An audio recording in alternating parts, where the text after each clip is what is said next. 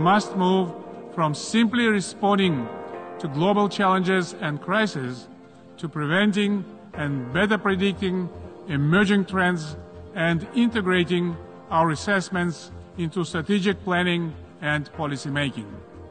For this very purpose, Kazakhstan proposed 30 years ago the idea of convening the Conference on Interaction and Confidence Building Measures in Asia.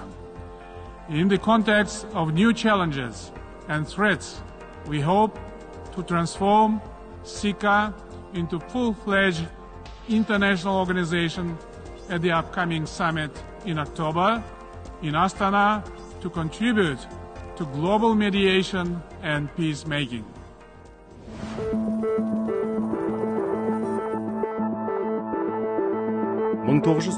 жылдың 5 қазанында Біріккен ұлттар ұйымы бас ассамблеясының 47-ші сессиясында Қазақстан Азиядағы өзара іс-қимыл және сенім шаралары жөніндегі кеңес құру бастамасын көтерді. Мұндай ұсыныстар бұрында айтылған, бірақ бәрі де сәтсіз аяқталған. Егемендігін енді ғана еншілесе де, Қазақстан дипломатиясы Азия қауіпсіздігі жолындағы алғашқы қадамды жасай алды. Можно сейчас говорить, она не сразу нашла понимание, поддержку. Қазақстан осындай бастама көтергенде оны бірден қолдай қойған жоқ. Бірақ біздің ел бүкіл кеңестің қажеттілігі мен болашағын көре білді. Осы бағыттағы саясатты жүйелі әрі мақсатты түрде жүргізді. Уақыт өте Азияның көптеген елі Қазақстанның ұсынысын қолдай бастады. Видели перспективу, необходимость. И 16 государств приступили. Құрылтай құжаттарын әзірлеуге 16 мемлекет қатысты. Менің ойымша бұл өте күрделі әрі драмалық оқиға. Азиядағы өзара іс-қимыл және сенім шаралары жөніндегі кеңеске мүше елдердің қатынастарын реттейтін ұстанымдар тұжырымдалған декларация 6 беттен тұрады. Міне сол 6 беттің мәтінін дөңдеуге 6 жыл уақыт кетті.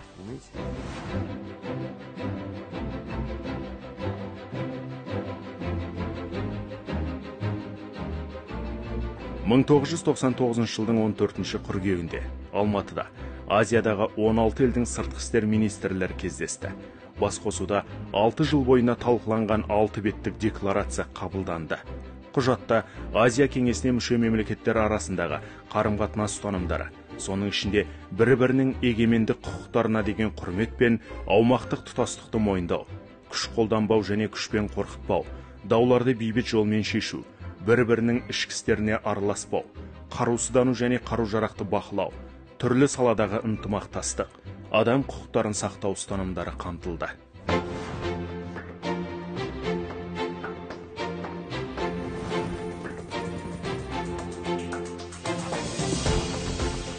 Кеңестің негізі болар құжат бекітілген соң Қазақстан бірден президенттер деңгейіндегі алғашқы саммитке дайындықты бастап кетті. Тарихи жиын күрделі халықаралық ахуал кезінде 2002 жылдың 4 маусымында Алматыда өтті. Оған Қазақстанмен бірге Ресей, Қытай, Пәкістан, Түркия, Монғолия, Қырғызстан, Тәжікстан, Ауғанстан президенттері, Үндістан мен Әзербайжанның премьер-министрлері, Иран, Египет, Израиль, Палестинаның өкілетті тұлғалары, Біріккен ұлттар ұйымы мен Еуропадағы қауіпсіздік және ынтымақтастық ұйымындағы бақылаушы мемлекеттердің өкілдері қатысты. Кездесуге келген 15 ел Азияның 90%-ке жуығын алып жатқан еді, және олардың халқының саны жер шары тұрғындарының жартысына жуығы еді. Форумның бұдан да маңызды жетістігі сол кезде қабақ шытысқан Үндістан мен Пәкістан басшыларын бір үстел басына отырғызуы. Как вы помните, это разразившийся кризис, конфликт между Индией и Пакистаном. Ол кезде Үндістан мен Пәкістан арасында қақтығыстар өршіп тұрған еді. Біз соңына дейін олардың саммитке қатысатын қатыспайтын нақты білмей отырдық. Дегенмен екі елдің премьер-министрлері форумға келді. Бұл шын мәнінде өте ерекше форум. Сіз әлемнің басқа жерінен Иран мен Израильдің бірге қатысумен болатын кеңесті көре алмайсыз. Бұл форумның алғашқы және басты жетістігі болды. Пәкістан Азиядағы ғана емес, бүкіл әлемдегі қауіпсіздік пен тұрақтылықты сақтау үшін ынтымақтасуға әрі шешім іздеуге дайын ел. Пәкістан бұрын да түрлі қайшылықтарға араласып, шешу жолдарын ұсынатын. Қазір де біз қақтығыстарды бейбіт жолмен шешуге, кез келген жағдайдан шығатын жол іздеуге тырысамыз. Сондықтан Азиядағы өзара іс-қимыл және сенім шаралары жөніндегі кеңеске қатысу біз үшін үлкен мәртебе. Азиядағы өзара іс-қимыл және сенім шаралары жөніндегі кеңестің 3 жылдығында оған мүше мемлекеттер теңдік және егемендік құқықтарды құрметтеу, қақтығыстарды бейбіт жолмен реттеу, экономикалық, әлеуметтік және мәдени ынтымақтастыққа қол жеткізу, мемлекеттердің ішкі істеріне араласпау сияқты басты қағидаларды ұстанып келеді. Бұл форумның негізгі міндеті өңірдегі тұрақтылық пен қауіпсіздікті қамтамасыз ету мақсатында Азия және Еуразия құрлығындағы елдердің өзара қарым-қатынасы мен ынтымақтастығын нығайту. Алғашқы саммиттің тағы бір тарихи жетістігі – Алматы актісін жариялау. Бұл бастама Азия кеңесінің ұйымдастырушылық негіздеріне, Азиядағы болашақ қауіпсіздік институттарына жол ашты. Жиынға қатысушылар Қазақстанның Азия кеңесінің хатшылығын құру туралы ұсынысын қолдады. Мен Алматы актісіне қол қою үшін келіссөздерге келген кезде жас дипломат едім. Бұл сапар мен үшін керемет естеліктерге толы болды. Азиядағы өзара іс-қимыл және сенім шаралары жөніндегі кеңес біздің мемлекетіміздің сыртқы саясатында, әсіресе көршілер мен ислам мемлекеттері арасындағы өзара іс-қимыл жағдайында ерекше орын алады. 21 ғасырда біз әртүрлі сынақтарға тап болып жатырмыз. Атап айтқанда терроризм, жаһандық жылыну және COVID-19 пандемиясымен бетпе-бет келдік. Қазіргі уақытта туындаған мәселелерді талқылауға және шешуге мүмкіндік беретін дәл осы алаң болып отыр.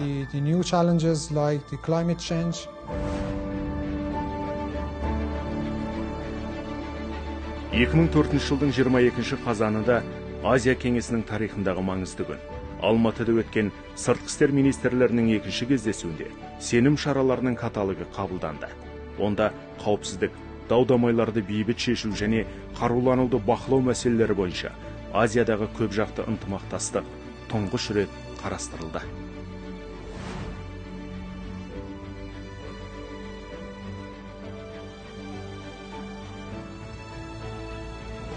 Бұл жалпы әлем дипломатиясында алғаш рет сондай каталог бүкіл құрлықты қамтитындай келісілген болатын 2004 жылы.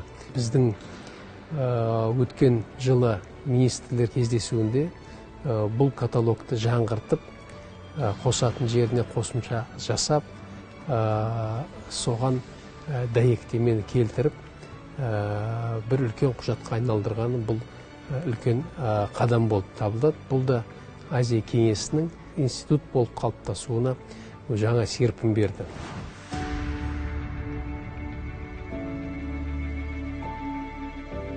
жылдың 17 маусымында Азия кеңесінің екінші саммиті шақырылды.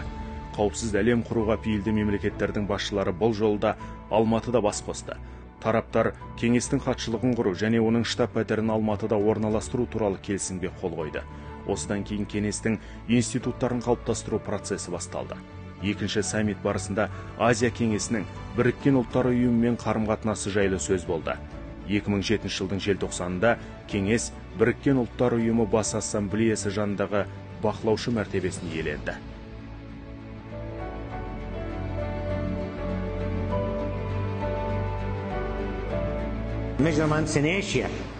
Азия кеңесі Қытайда, Үндістанда, араб елдерінде сепаратизмнің алдын алуға ықпал етеді. Сондықтан бұл кеңес бүкіл әлем үшін стратегиялық маңызға ие. Ұйым таяу шығыс мемлекеттерінің және жерорта теңіз аймақтарының, сондай-ақ Атлант, Тынық, Үнді мұхиттарының әл-ауқатының дамуына үлес қосады. Насколько много конфликтных точек сосредоточено в самой Азии. Азияның өзінде қаншама қақтығыс нүктесі бар. Бұл Кашмир, бұл Ауғанстандағы қақтығыс, бұл көптеген елдер арасындағы шекаралық мәселелер. Осы орайда Қазақстан мәселелердің шешімдерін ұсынып қана қоймай, шекаралық қауіпсіздікті дамытуда, делимитациялауда тәжірибесімен бөлісе алды. Егер әлемнің орталығы Азияға ығысса, онда азиялық қауіпсіздіктің жаһандық қауіпсіздікке айналары сөзсіз. Благая идея, она в любом случае найдет свое Уақыт өткен сайын Азиядағы өзара іс-қимыл және сенім шаралары жөніндегі кеңеске деген сенім арта түсті. 2010 жылдардың басына қарай құрылымның тұрақты мүшелерінің саны 24-ке жетті. Атап айтқанда Бахрейн, Вьетнам, Иордания, Ирак, Камбоджа, Монғолия, Біріккен Араб Әмірліктері, Корея, Таиланд сияқты елдер қатарға қосылды. Бангладеш, Катар, Филиппин және Араб мемлекеттері лигасы бақылаушылар мәртебесіне ие болды. Азия кеңесіне мүше мемлекеттер әлемдік ішкі жалпы өнімнің 1/3 құрады. Біз Азиядағы өзара іс-қимыл және сенім шаралар жөніндегі кеңеске мүше болып 2011 жылы кірдік. Біз соғыстан құтылдық және тек тыныштықты қалаймыз. Азия кеңесі ынтымақ пен тұрақтылықты нығайтатын қауымдастық болған соң, біз ол жерде еркін пікір алмасып, елдегі тыныштықты сақтау, ұйымға мүше мемлекеттер арасындағы сенімді күшейту туралы жиі сөз қозғаймыз. Сондықтан Камбоджа мемлекеті үшін бұл қауымдастыққа мүше болу өте маңызды. Консенсусқа негізделген бейбітшілікті қамтамасыз етудің көп жақты тәсілі. Азиядағы өзара іс-қимыл және сенім шаралары кеңесін халықаралық аренада ерекшелендіреді. Бүгінде кеңес маңызды форумға айналды. Онда әлеуметтік, экономикалық, экологиялық және денсаулық сақтау саласындағы ынтымақтастық бойынша кең ауқымды шешімдер талқыланып әзірленуде. Біз Азия кеңесінің негізгі жетістіктерге Қазақстан төрағалық еткен кезеңде қол жеткізгенін айтқымыз келеді.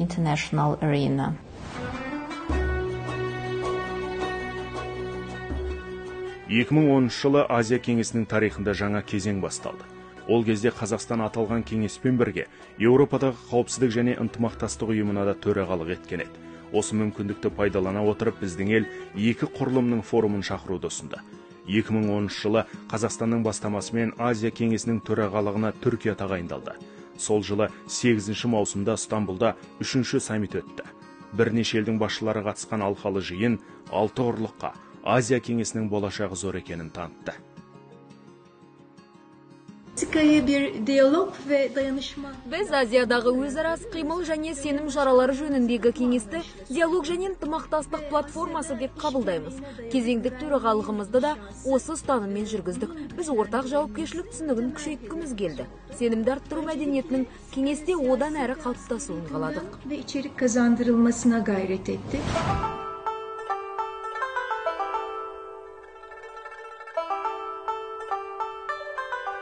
жылдың 20-21 мамыр аралығында Шанхайда Азия кеңесінің 4-ші саммиті өтті. Оған 47 мемлекет пен халықаралық ұйымдардың басшылары және алғаш рет Біріккен ұлттар ұйымының бас хатшысы Пан Ги Мун қатысты. Әлем көз тіккен бас қосу барысында кеңес төрағалығы Түркиядан Қытайға берілді. Жауапты миссияның Азияның батысынан шығысына өтуі, форумның паназиялық сипатқа ие болуы. Сондай-ақ Шанхай ынтымақтастық ұйымы мен Азия кеңесі арасындағы өзара түсіністік туралы меморандумның бекітілуі де маңызды оқиға. Қытайдың төрағалығы кезінде кеңес құрамына Катар, Бангладеш, Шри-Ланка елдері қосылып, мүше мемлекеттер саны 27-ге жетті.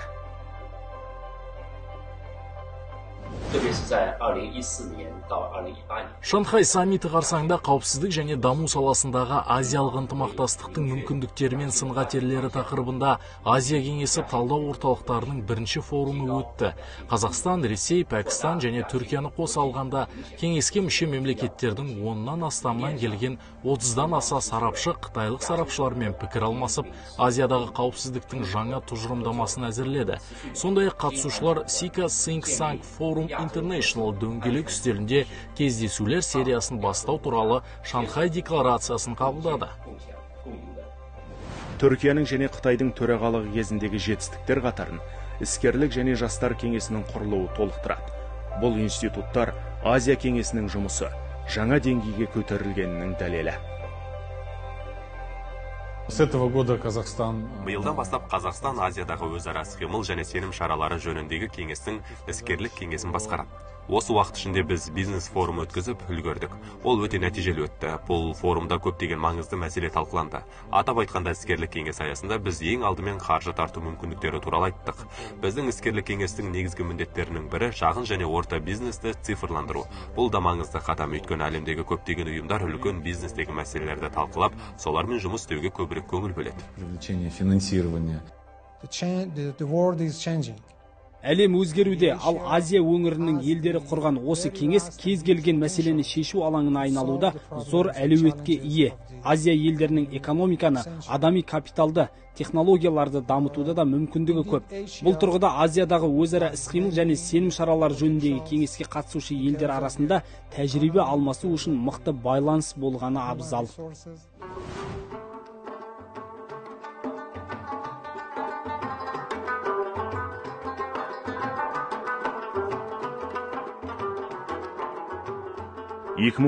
жылы Азиядағы өзара іс-қимыл және сенім шаралары жөніндегі кеңестің төрағалығы Тәжікстанға өтті. Осыған орай 2019 жылы 15 маусымда Душанбеде 5-ші саммит ұйымдастырылды.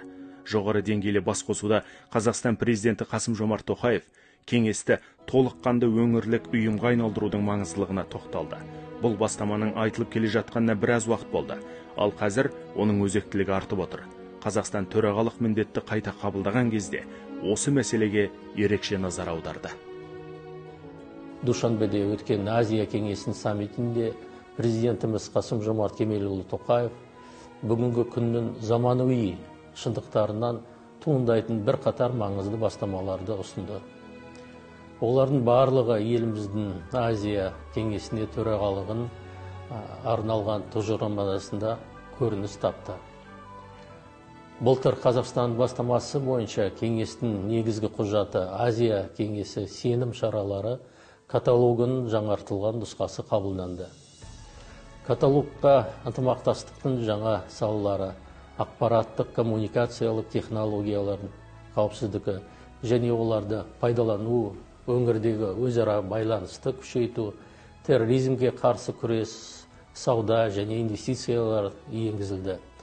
Сондай-ақ адами өлшемдегі ынтымақтастық салаларды едәуір кеңейтілді. Азия кеңесі Азия аймағында ең көп мүшесі бар ірі платформа. Құрамындағы мемлекеттер мәдени, саяси, әлеуметтік және экономикалық тұрғыдан алуан түрлі. Осындай жағдайда мемлекеттерді бір ұйымға біріктіру оңай шаруа емес. Консенсус және еріктілік принциптері аясында біз осы алаңда жетістіктерге қол жеткізіп отырмыз. Сам факт, что за 30 лет Кеңестің 30 жыл бойы тұрақты түрде жұмыс істеп келе жатқанының бірден-бір себебі ол сұранысқа ие қауымдастық. Әр саммитке Азия елдерінің көптеген басшыларының келуі үлкен мәртебе әрі жетістік. Тіпті басқа кезде бір-бірімен мүлде кездеспейтін мемлекет басшылары Азия кеңесінде бір үстелдің басында отырады. Мұндай елдердің бір жерге жиналуы дипломатиядағы үлкен жетістік береді. Это будет большой тоже шаг вперед в формировании азиатской безопасности. Қазақстан өз төрағалығы кезінде Азия кеңесінің даналар кеңесін және арнайы қорын құруға, сонымен қатар талдау орталықтарының форумын тұрақты жұмыс істейтін диалог алаңы ретінде қайта қалыптастыруға күш салды. Мұның барлығы әлем қауіпсіздігі үшін жасалып жатқан әрекеттер. Талдау орталықтарының форумы және даналар кеңесі 2021 жылы құрылды. Қауымдастыққа мүше мемлекеттердің талдау орталықтары мен зерттеу институттары арасында пікір алмасу арқылы Азия кеңесі тұрақты диалог алаңына айналды.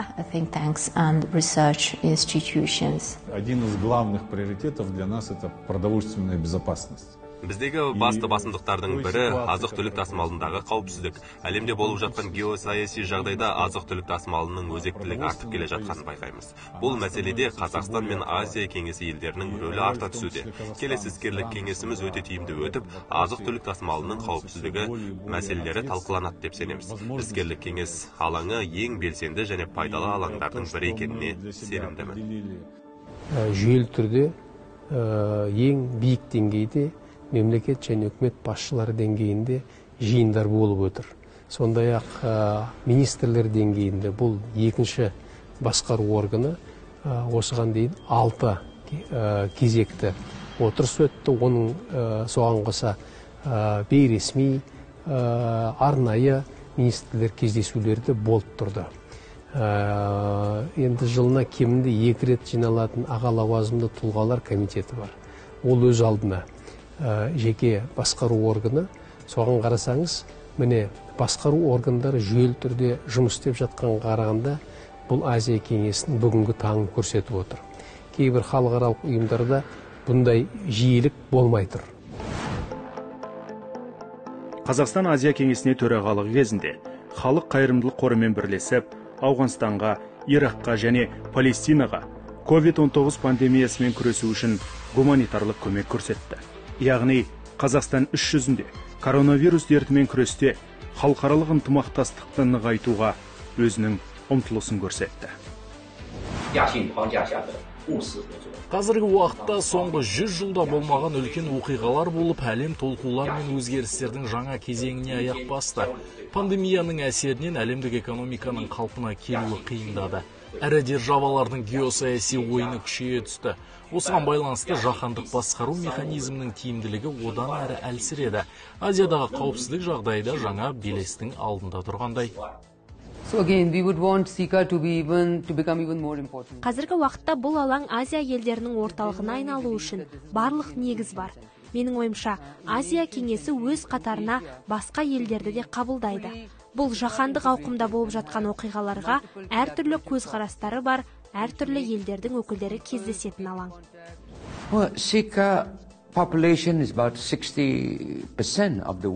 Қазақстан Азиядағы өзара іс-қимыл және сенім шаралары жөніндегі кеңесті халықаралық ұйымға айналдыруға ниетті. Бұл өте орынды қадам деп есептеймін.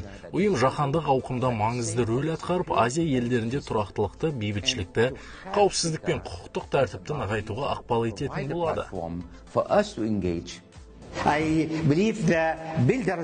Болашақта бұл ұйым Еуропалық одақ сияқты болады деп үміттенемін. Еуропалық одақ тілдері мен ұлттары әртүрлі елдерді біртұтас одаққа біріктіреді. Біз де осы үлгіні ұстанып, Азиялық одақ болайық. Неге болмасқа? Мен осыны армандаймын. Қазақстан Азияның барлық елдерін біріктіруге мүмкіндік беретін тамаша алаң. Ол үшін мемлекет осы ұйымға мүше елдер арасындағы қарым-қатынасты стратегиялық тұрғыдан дұрыс құру үшін бар күшін салуда.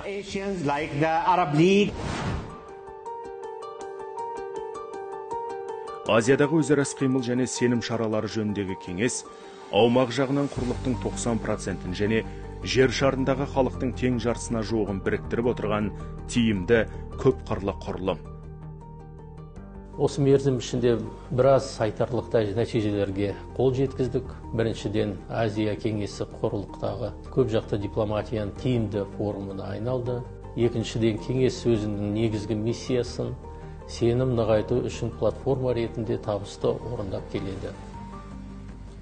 Үшіншіден, оның берегейлігі кеңеске қатысушылардың Азиядағы бейбітшілік пен қауіпсіздікке тек диалог пен ынтымақтастық арқылы қол жеткізуге болатындығы туралы жалпы түсінігіне негізделген. Төртіншіден, айтарлықтай қазіргі әлемдегі өзара байланыс деңгейі өте жоғары. Осыған орай елдердің қауіпсіздігі туралы немесе қандай да бір нақты өлшемде қауіпсіздік туралы айту мүмкін емес. Өңір елдері ядролық қаруды таратпау, қарусыздандыру, әскери саладағы сенім шараларын нығайту сияқты дәстүрлі салаларға ғана емес, сондай-ақ сын тегеуріндердің жаңа түрлерінде де елеулі қауіп қатерліге тап болуда. Осы тұрғыда Азияда біртұтас жан-жақты, тұрақты, бөлінбейтін және тең қауіпсіздік тұжырымдамасын ілгерілетін алаң ретінде Азия кеңесінің берегейлігі мен өзектілігі ерекше атап өткім келеді. Азия адамзат өркениетінің дамуына зор үлес қосқан макро өңір. Мыңдаған жылдар бойы мұндағы мемлекеттер бүкіл адамзаттың қоғамдық, мәдени, технологиялық дамуының негізгі қозғаушы күші болды. Енді міне Азияның қайта басым рөлге ие болатын кезі келе жатыр. Бұл орайда сенім жолында күрес жүргізетін Азиядағы өзара іс-қимыл және сенім шаралары жөніндегі кеңестің маңыздылығы орасан зор.